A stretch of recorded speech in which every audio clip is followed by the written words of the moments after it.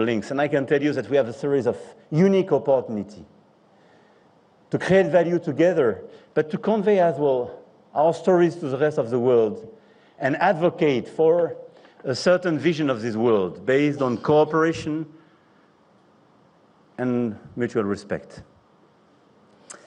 Across all the sectors I mentioned, from defense to space, from health to culture, artificial intelligence plays a central role, enabling us to push the boundaries of innovation. AI holds the promise of improving pandemic prediction, transforming agriculture, opening new possibilities for artistic creations. In a few moments, an AI-generated work will be projected into the Gateway of India as part of a production by the Grand Palais Immersif, a leading French institution in digital content and innovative immersive experiences.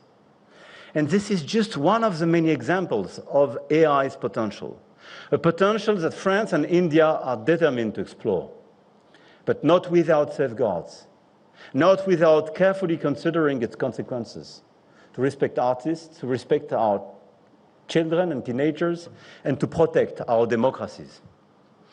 This is the path we are striving to create together, an AI that is powerful, profitable, but also safe, inclusive, secure, and democratic.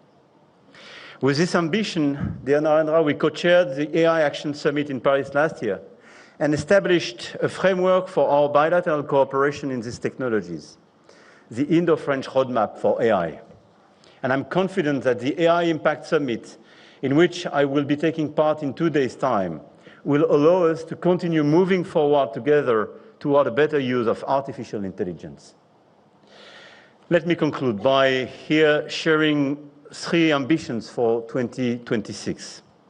First, to better connect our ecosystems in order to make life easier for researchers, entrepreneurs, students, investors who are willing to develop partnerships. Second, to multiply concrete projects that help us tackle the challenges of our time: climate, health, food security, clean mobility. Finally, we must ensure that this momentum continues well beyond 2026. And this is our common ambition. We must make this year of innovation the starting point for an unprecedented level of integration between our 2 knowledge-based economies. And it is speaking from aerospace, space defense, agriculture, health, sustainable economy, and creative and cultural industries. We can cover a lot of them. To achieve these objectives, we need concrete tools, and the Indo-French Innovation Network, presented a few minutes ago and launched today as part of this year, is specifically designed to be a constructive bridge between our 2 innovation ecosystems. I hope that all of you will find inspiration and enthusiasm for new projects that will bring progress and prosperity to our 2 nations and beyond. It is no coincidence that the spirit of innovation is at the core of our respective presidency, your presidency of the BRICS and the French presidency of the G7. Innovation is a value we hold dear, one that we champion in multilateral forums, convinced that it is by forging new ties and joining our strengths that we can shape the solutions to the challenges of the century. And this is why, following your proposal, Mr. Prime Minister, we will have this Innovation Day, the day before the G7 together, led by a Franco-Indian initiative with a lot of students and researchers that we will bring together. I started with the names of those who led and lead global innovation today. Many of them were born here in India. The question is no longer whether India innovates. The question is, who will innovate with India? And France is the unique clear answer. We are here, we want to be here with you, and we are not leaving. Jai-ho, as we say in a famous movie. So long live the Indo-French relationship. Thank you very much.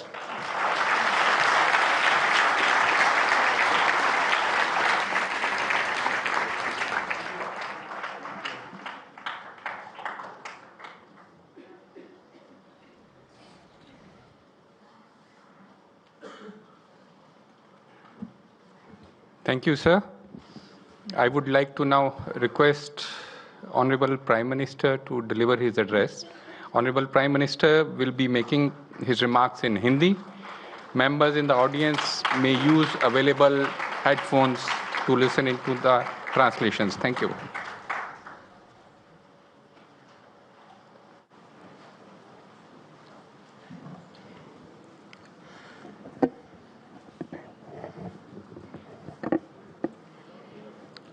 Your Excellency,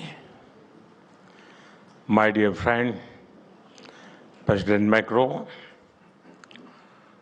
दोनों देशों के innovators, नमस्कार, bonjour। आज के दिन दुनिया के दो बड़े इनोवेशन हब्स एक साथ आ रहे हैं। जब हम भारत और फ्रांस की बात करते हैं तो हमारा रिश्ता इनोवेशन के साथ साथ ट्रस्ट का और शेयर्ड वैल्यूज का है। इसी सोच के साथ राष्ट्रपति मैक्रो और मैंने वर्ष 2026 को India France year of innovation के रूप में सेलिब्रेट करने का निर्णय किया है। ये एक सेलिब्रेशन ही नहीं, ये हमारा साझा कमिटमेंट भी है। Commitment to innovate, commitment to lead. Friends, Bharat और फ्रांस ने अनेक स्ट्रेटेजिक टेक्नोलॉजी सेक्टर्स में मिलकर काम किया है। इससे हमारा जो आपसी भरोसा मजबूत हुआ है, उसने हमारे रिश्तों को स्पेशल ग्लोबल स्ट्रेटेजिक पार्टनरशिप के अहम पड़ाव तक पहुंचाया है। आने वाले समय में हर सेक्टर में हमारी कलेक्टिव क्रिएटिविटी पूरे विश्व का बेहतर भविष्य सुनिश्चित करेगी।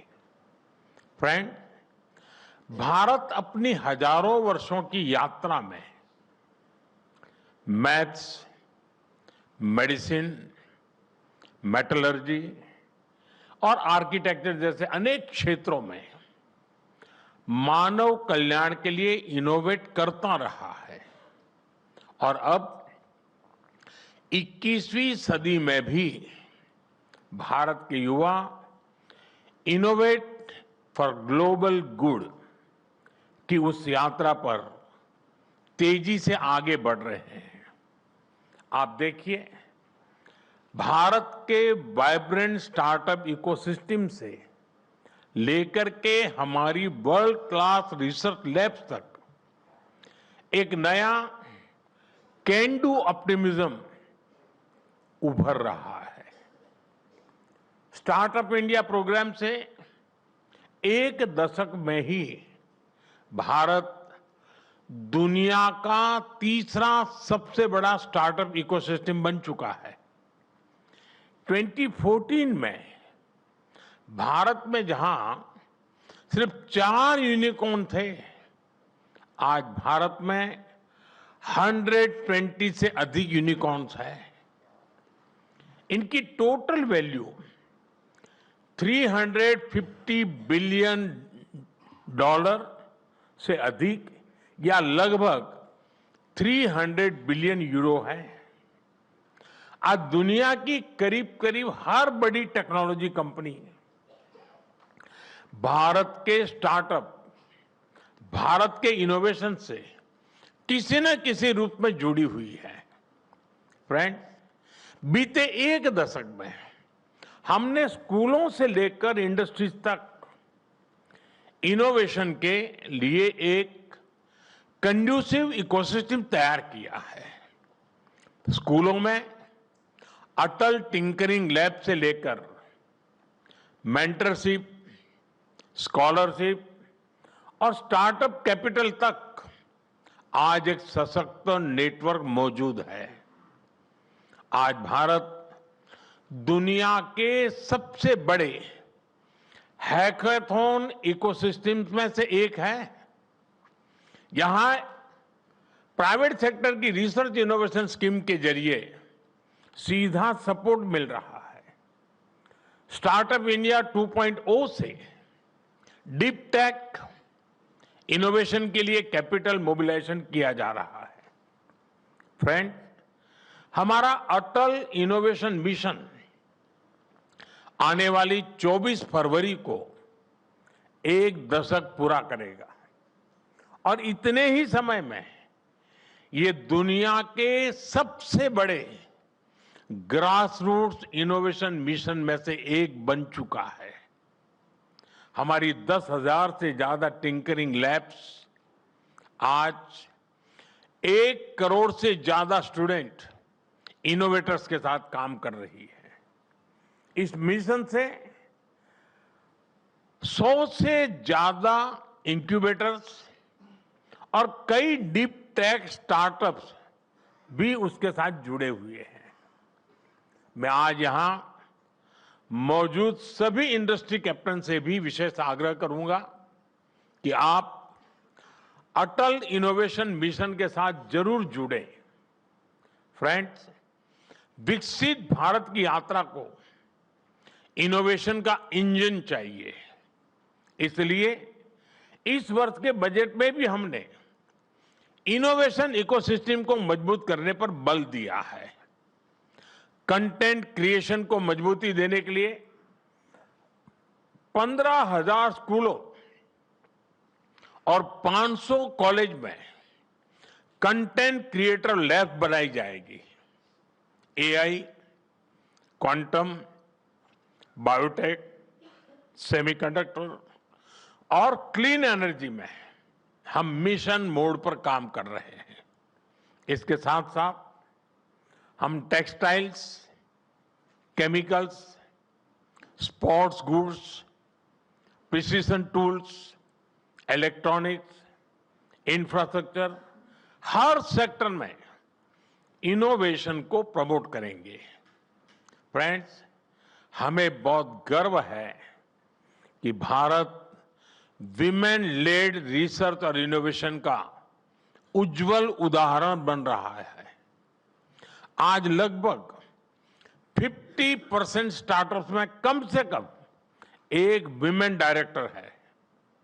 एक बहुत बड़ी संख्या में छात्राएं स्टेम ग्रेजुएट्स बन रही हैं। कृषि, स्वास्थ्य या फिर space missions, women are leading everywhere. Friends, Bharat के इस स्पीड और स्केल के साथ जब फ्रांस की ताकत जुड़ जाती है तो दुनिया के लिए नए रास्ते बनते हैं। आज भी यहां दोनों देशों के बेस्ट माइंड्स एक साथ आए हैं। आज दोनों देश एक दूसरे के टैलेंट का खुले दिल से स्वागत कर रहे हैं।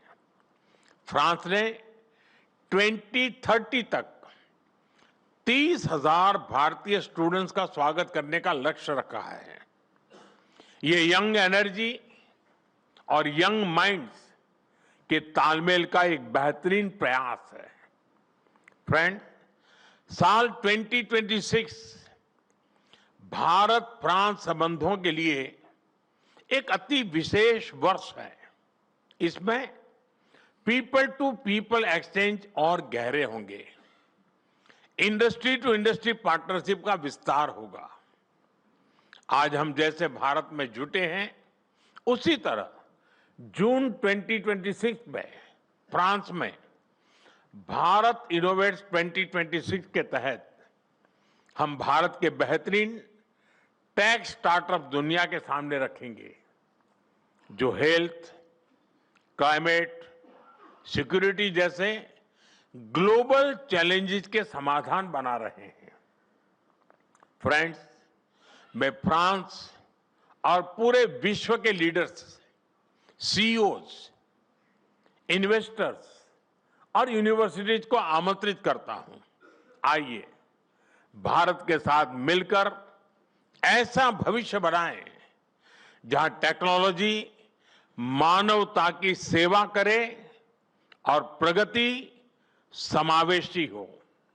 इसी भाव के साथ आप सभी को बहुत बहुत शुभकामनाएं हैं और मेरे मित्र का मैं बहुत आभारी हूं, जिस प्रकार से उन्होंने समय निकाला है और जिस प्रकार से उम्दा शब्द उन्होंने कहे हैं और जो विश्वास प्रकट किया है भारत और फ्रांस के संबंधों को लेकर के, उसके लिए एक अच्छे मित्र के रूप में और भारत फ्रांस की अच्छी मित्रता के रूप में मैं उनका बहुत बहुत आभार व्यक्त करता हूं। बहुत बहुत धन्यवाद।